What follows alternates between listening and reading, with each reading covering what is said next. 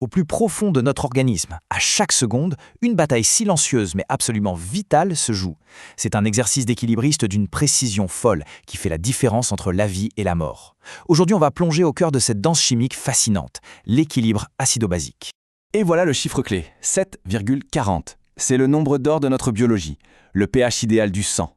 Pas 7,39, pas 7,41, non, 7,40. C'est une cible que le corps défend bec et ongle, en permanence. Pour se rendre compte, ça représente une concentration d'ions acides infime, une précision vraiment chirurgicale. Et là, il n'y a pas d'exagération. La marge de manœuvre est minuscule. Sortez de cette fourchette entre 7,0 et 7,8 et c'est tout le système qui s'effondre. Les protéines qui font tout fonctionner se dénaturent. Bref, la vie devient impossible. Les enjeux sont aussi simples et directs que ça. Bon, d'accord, mais d'où vient le danger? Qui menace cet équilibre si précieux? Eh bien, la réponse est un peu ironique. La menace vient de nous-mêmes, de l'intérieur. Notre propre métabolisme, le moteur qui nous fait vivre, est en fait une véritable usine à produire de l'acide. Regardez ce chiffre, il est juste hallucinant. Chaque jour, rien qu'en vivant, en respirant, notre corps fabrique près de 15 000 millimoles d'acide. C'est ce qu'on appelle un acide volatile, sous forme de CO2. C'est une production massive qu'il faut gérer jour après jour sans jamais s'arrêter. Et ce n'est pas tout. En plus de cet acide qu'on peut heureusement évacuer en expirant, il y a les acides fixes. Eux, ils viennent de notre alimentation, notamment des protéines. La quantité est bien plus faible, c'est vrai, mais le mot important, c'est fixe. On ne peut pas s'en débarrasser en soufflant un bon coup. Le corps a besoin d'un autre plan. Alors face à cette agression permanente, comment le corps réagit? Il a une première ligne de défense, une intervention d'urgence. Ce sont les systèmes tampons. Imaginez-les comme des gardes du corps chimiques, des sentinelles, qui neutralisent le danger à la seconde même où il se présente. C'est quoi un tampon concrètement? Pensez à une éponge chimique. C'est un couple, un duo, qui peut soit absorber les ions acides en trop, comme une éponge qui absorbe de l'eau, soit en relâcher un peu si le milieu devient trop basique. Le but? Maintenir le pH stable, quoi qu'il arrive. Et dans cette première ligne de défense, il y a plusieurs soldats. Mais il y a deux superstars, les plus importantes de loin. D'abord, le système bicarbonate, qui est partout dans notre sang. Et puis l'hémoglobine, à l'intérieur même de nos globules rouges. Ce sont eux les véritables piliers de la réponse immédiate. Le fonctionnement est d'une élégance incroyable.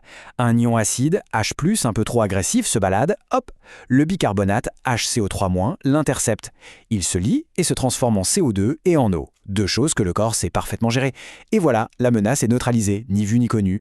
Et le plus génial, c'est que ça marche dans les deux sens. Si jamais le sang devient trop basique, pas assez acide, eh bien la réaction s'inverse tout simplement. Le système libère un petit ion H+, pour corriger le tir et rétablir l'équilibre. C'est un mécanisme d'une efficacité et d'une souplesse redoutables. Mais attention, les tampons, c'est la solution d'urgence. Ils absorbent le choc, mais ils n'éliminent pas le problème à la source. Pour ça, le corps a besoin de ses stratèges, ses gestionnaires à long terme. Et là, on parle de deux organes absolument essentiels, les poumons et les reins. C'est un véritable travail d'équipe. On a d'un côté les poumons, les sprinters, ils agissent en quelques minutes. Trop d'acide, on respire plus litre pour évacuer le CO2. C'est rapide, c'est efficace. Et de l'autre côté, on a les reins, les marathoniens. Ils sont plus lents, ça prend des heures, voire des jours. Mais leur travail est de fond, éliminer les acides fixes et surtout régénérer le stock de bicarbonate. Alors oui, ce nom fait un peu peur, mais pas de panique. L'idée derrière cette équation est en fait très simple. C'est la règle du jeu.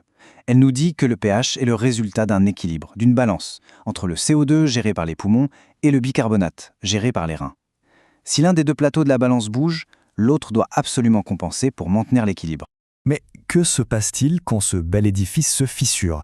Quand la production d'acide est trop forte ou quand les poumons ou les reins n'arrivent plus à suivre la cadence? C'est là que le système déraille et que l'on entre dans le domaine des troubles acido-basiques. En gros, il y a 4 scénarios possibles. Soit le problème est d'origine métabolique, c'est-à-dire lié au bicarbonate, et dans ce cas, ce sont les poumons qui vont essayer de compenser.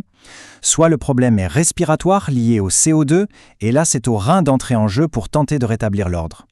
Face à une acidose d'origine métabolique, les médecins ont un outil formidable, un peu comme un indice de détective. Ça s'appelle le trou anionique. C'est un petit calcul tout simple qui permet de voir s'il y a des acides inconnus ou cachés qui se sont invités dans le sang. En temps normal, dans le sang, il y a un équilibre électrique parfait. Les charges positives, principalement le sodium, sont contrebalancées par les charges négatives, comme le chlore et le bicarbonate. Mais il reste toujours une petite part de charges négatives qu'on ne mesure pas. C'est ce petit écart, ce trou, qui est tout à fait normal. Maintenant, imaginez qu'un acide anormal s'accumule. Pour le neutraliser, le corps va consommer son bicarbonate. Le bicarbonate baisse, mais il est remplacé par l'anion de cet acide caché. Résultat, le fameux trou des anions qu'on ne mesure pas s'agrandit d'un coup. Pour le médecin, c'est un signal d'alarme lumineux qui lui indique la cause du problème. Au final, on se rend compte que tout ça, c'est bien plus qu'une simple suite de réactions chimiques. C'est une véritable chorégraphie, silencieuse et parfaite, orchestrée entre les tampons, les poumons, les reins. C'est une collaboration de tous les instants pour maintenir très précisément les conditions qui permettent à la vie de s'épanouir. Chaque respiration, chaque inspiration et expiration est un acte concret de participation à cette grande régulation. C'est un moyen d'expulser l'acide et de maintenir l'harmonie. Un rappel permanent de cette mécanique incroyable qui, sans un bruit, nous maintient en vie, en parfait équilibre,